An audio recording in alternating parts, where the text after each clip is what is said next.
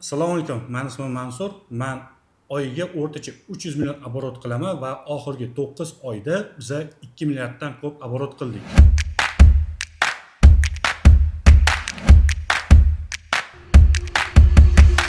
Va men bu yo'lni $200 boshlaganman va bu kursimiz 13 darsdan iborat.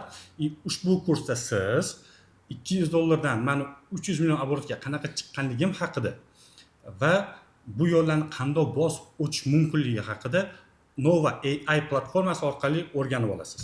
Bugun birinchi darsimizda umumiy uzum haqida ma'lumotlarga va har xil terminlar bilan tanishib chiqamiz.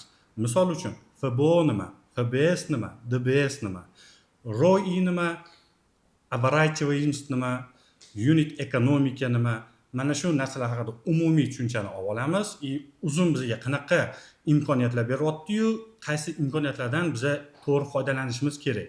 Qaysi operatsiyalarni uzum o'zini bo'yniga oladi, qaysi ishlarni biza bajarishimiz kerak. O'sha haqida to'liq ma'lumotga ega bo'lasiz. Marketplace'lar haqida o'zi gaplashadigan bo'lsak, savdo etaplari qanaqa bo'lib o'tgan.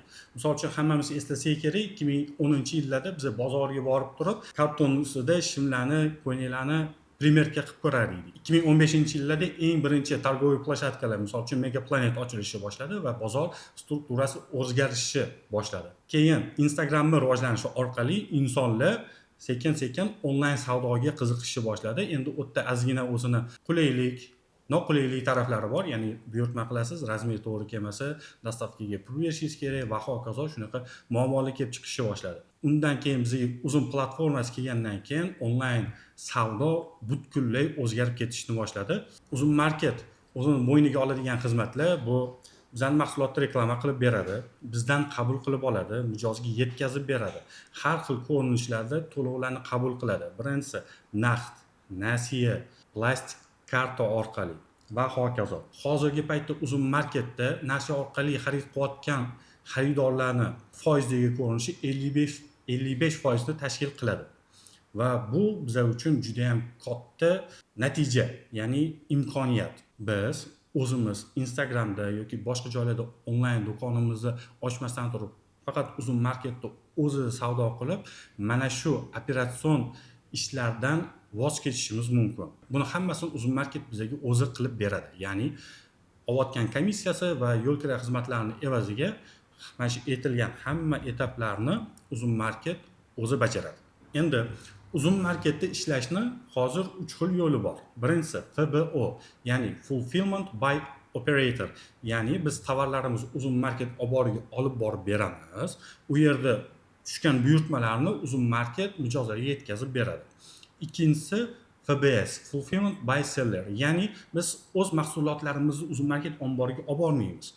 Zakaz tushishi bilan, ya'ni buyurtma tushishi bilan biz uzum market omboriga uni to'g'ri qadoqlab, hamma etiketka, QR kodlarini yopishtirib yetkazib berganimizdan keyin uzum uni mijoziga yetkazib beradi. Uchinchisi DBS, ya'ni Delivery by Seller, ya'ni bu yerda уже dostavkani ham o'zimiz qilamiz, tovar ham o'zimizning omborimizda turadi. Bu ko'proq OLX platformasini raqobatini bozorini olish uchun qilinayotgan yo'llardan bittasi bo'lib turib, ko'proq katta mebel yoki divan, mana shunaqa narsalar uchun to'g'ri keladi. Men hozirda ham FBO ham FBS orqali savdo qilaman va o'rtacha oylik oborotimiz 300 millionni tashkil qiladi. Dars davomida har xil terminlar bizga uchraydi. O'sha termin nimaligini o'sha payt ham tushuntiraman. Hozir esa qisqacha ma'nolarini tushuntirib ketmoqchiman. FBO, FBS, DBS ni siz tushundingiz. Ana endi bizga себестоимость, ya'ni tannarx nima, ROI nima, yalpi daromad nima, o'shalarni bilib olishimiz kerak.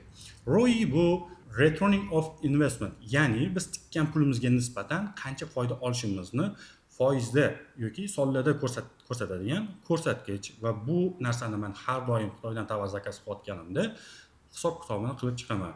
Misol uchun, mana shu mikrofon 100 so'm turadigan bo'lsa, men buni 200 so'mga sotsam, menga nechta pul qoladi?